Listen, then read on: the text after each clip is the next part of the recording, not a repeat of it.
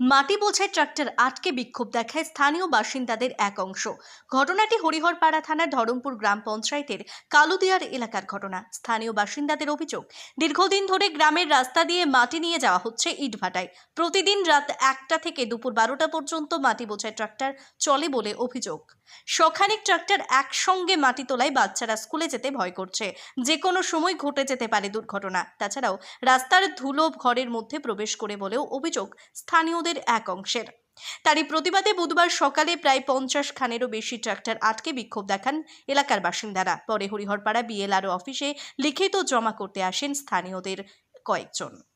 আটকে থাকবে, মানুষের ট্রাক্টরের লেগে মানুষ চলাচল করতে পারছে না, ছেলে গাড়ির তলায় পড়ে যাচ্ছে। হ্যাঁ, সেই কারণ থেকে ট্রাক্টর ঠেকানো হয়েছে। 100 খান করে এই লাইনে গাড়ি দিচ্ছে, তাহলে 100 খান গাড়ি পাস করবে না ছেলে পাস করবে। স্কুলে ছেলে যাচ্ছে, যেতে পারছে না, মানুষ পারাপার করতে পারছে না, সেই কারণ থেকে এই গাড়ি আটকানো হয়েছে। মাটি কখন থেকে কাটা হচ্ছে? রাত 1টা থেকে কটা পর্যন্ত? 12টা। প্রতিদিন মাটি কাটা হয়? প্রতিদিন হচ্ছে, প্রতিদিন 100 খান করে গাড়ি মাটি কাটা হচ্ছে। 100 করে গাড়ি? 100 খান করে গাড়ি।